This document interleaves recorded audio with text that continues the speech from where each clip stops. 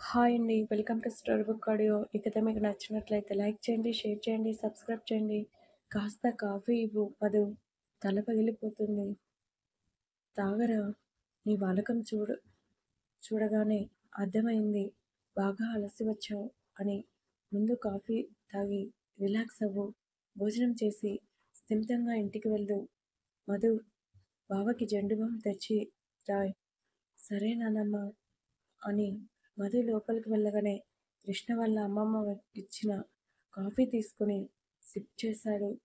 వారం రోజులు ఇట్టే గడిచిపోయాయి. విక్కీ ఎప్పటిలానే మధుని ఏడిపించేవాడు. మహా మధు మధ్యన ఫ్రెండ్షిప్ బాగా కుదిరింది. విక్కీ కోసం చెప్పాలి అన్న తన కారణంగా ఫ్యామిలీలో గొడవలు వస్తాయని మధు మనసులోనే దాచుకుంది. డైలీ కాలేజ్కి వెళ్ళటం, రావటం, కృష్ణ ఆఫీస్ చూసుకొని మధు దగ్గర కాసేపు కబుర్లు చెప్పుకోవటం, మధు కృష్ణ మధ్యన మంచి స్నేహపూర్వకమైన వాతావరణం తప్ప ఏమీ లేదు. చూస్తుండగానే నిశ్చితార్థం దగ్గర పడింది. ఆ రోజు మధు షాపింగ్ చేయటంతో నీరసంగా ఉండి కాలేజ్కి రాలేదు. అబ్బా, అమ్మ కాఫీ ఇవ్వు అంటూ సోఫాలో కూర్చుంది మహా. ఏంటి, ఈరోజు కాలేజ్ నుంచి తొందరగా వచ్చావు? లోపలికి వస్తూనే మహాకి సెటైర్ వేశాడు విక్కీ. అది మధ్యాహ్నం నుంచి కాలేజ్కి వెళ్ళలేదురా. కిచెన్ రూమ్ నుంచి అరిచింది సునంద. ఏమైంది, ఒంట్లో బాలేదా? అలాంటిదేం లేదన్నయ్య. నా బెస్టీ మధు కాలేజ్కి రాలేదు. అందుకే నేను వెళ్ళలేదు. తను రాకపోతే నువ్వెందుకు వెళ్ళటం మానేశావు? మధు లేకపోతే నాకు బోర్ కొడుతుందన్నయ్య. అందుకే వచ్చేసాను. అమ్మా, రేపు మనం షాపింగ్కి వెళ్దామా? ఊ, వెళ్దాం. ఎందుకు షాపింగ్కి? మొన్ననే కదా చేశారు. 10 లక్షలు ఆర్పారు కదా. చిరాగ్గా ముఖం పెట్టి అన్నాడు విక్కీ. అన్నయ్య, ఆడపిల్ల ఎంత ఖర్చు పెట్టినా అడగకూడదు. అయినా నేను, అమ్మ ఊరికనే షాపింగ్ చేయటం లేదు. నెక్స్ట్ మండే మధు నిశ్చితార్థం కదా. మనం ఫ్యాక్టరీ మన ఫ్యామిలీ వెళ్తాం కదా. నగలు, చీరలు అవి లేకపోతే ఎలా? పైగా మధు నా బెస్టీ. నేను తనకి గిఫ్ట్ కొనాలి అన్నయ్య. ఇంకా చాలా షాపింగ్ చేయాలి. నేను మధు నేను ఎంగేజ్మెంట్కి హాఫ్ శారీ తీసుకుంటాను. ఏమంటావు అన్నయ్య? నవ్వుతూ అడిగింది మహా. కానీ విక్కీ ఈ లోకంలో లేడు. మధు నిశ్చితార్థం దగ్గరే. అతని మైండ్ ఆగిపోయింది. ఏంటన్నయ్య, ఏం మాట్లాడావు? ఏం లేదు మహా. షాపింగ్ కదా, చేయండి అని చేతిలో ఉన్న కాఫీ పక్కన పెట్టి తన రూమ్ వైపు అడుగులు వేశాడు. రే విక్కీ, కాఫీ తాగరా. ఇంట్రెస్ట్ లేదు పిన్ని అని తన రూమ్కి వచ్చాడు. ఈ మధ్యన కోపంతో మధుకి బాగా దగ్గర అయ్యాడు విక్కీ. దీనికి చెప్పాను కదా నిశ్చితార్థం ఆపమని. కానీ ఎందుకు మధు నా మాట వినడం లేదు అనుకుని మధుకి ఫోన్ చేశాడు. కానీ మధు ఫోన్ లిఫ్ట్ చేయలేదు. రేపు కాలేజీకి వస్తుంది కదా, ఎలా అయినా తనతో మాట్లాడాలి అనుకుని మరోసారి మధుకి ఫోన్ చేశాడు. కానీ మధు లిఫ్ట్ చేయలేదు. ఏదో తెలియని కోపం మనసంతా భారంగా అయింది. విక్కీకి ఫోన్ సోఫాలో విసిరి చిరాగ్గా బయటకు వచ్చి షాక్ అయ్యాడు. హాల్లో కూర్చొని ఉన్నారు మధు, విజయ, కృష్ణ, సునంద. అప్పటికే కాఫీ ఇచ్చి వాళ్ళ దగ్గర కూర్చుంది. మహా మధు దగ్గర సెటిల్ అయింది.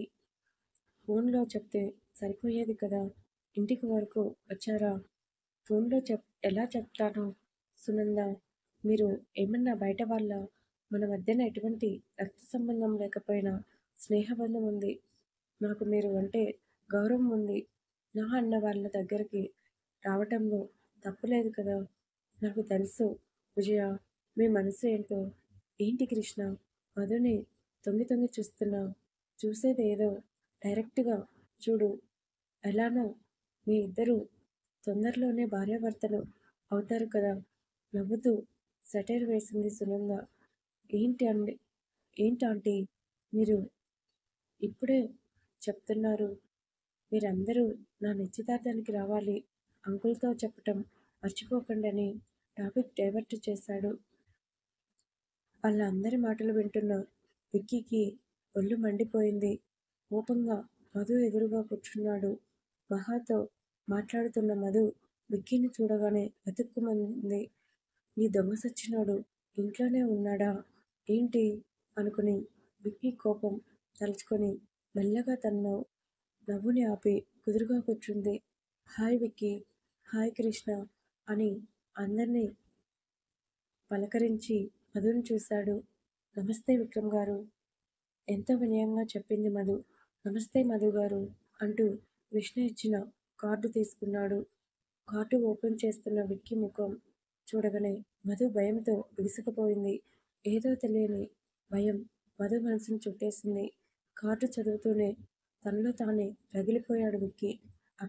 అక్కడే మధుని గట్టిగా హత్తుకుని, మధు నా భార్య జోలికి వస్తే చంపేస్తానని గట్టిగా అరవాలనిపించింది విక్కీకి. కానీ ఆ పని చేయలేకపోయాడు. ఫ్యామిలీ అంతా ఉండటంతో కార్డు సైలెంట్గా పక్కన పెట్టి చిన్న పని ఉందని చెప్పి బయటికి వెళ్ళిపోయాడు. కార్డు చూసి నన్ను తిడతాడు కదా, ఎందుకు తను సైలెంట్గా బయటికి వెళ్ళిపోయాడు అనుకుని ఆలోచనలో మునిగింది మధు. జగదీష్ గారు రావటంతో ఆయనకి విషయం చెప్పి అక్కడి నుంచి వెళ్ళారు. తెలిసిన వాళ్ళ అందరికీ కార్డ్స్ ఇచ్చి ఇంటికి వచ్చేసరికి టైం 10 అయింది. షాపింగ్ ఇటు నిశ్చితార్థ వేడుక కబుర్లు చెప్పడంతో మధుకి నీరసం వచ్చేసింది.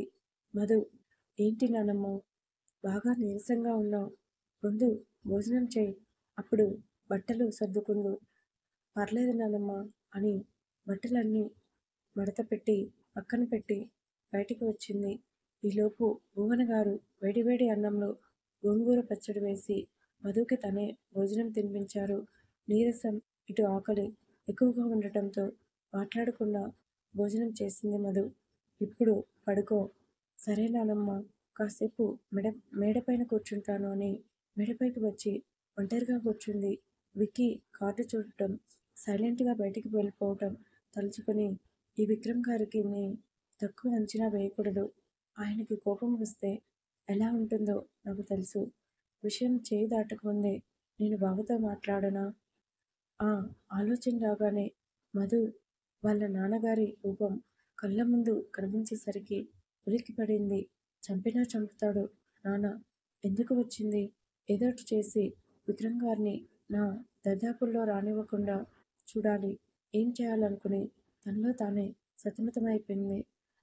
ఆలోచనలో ఉక్కిరిబిక్కిరి అయింది మధు. తన భుజంపై ఎవరో చెయ్యి వేస్తే సరికి, నానమ్మ ఇప్పుడేమీ కిందికి రాలేను, నేను కాసేపు అంటూ తన మాటలు ఆపింది. అప్పటికే మధు గుండె వేగం పెరిగింది. భయంతో వెనక్కి తిరిగి చూసింది. ఎదురుగా విక్కీ.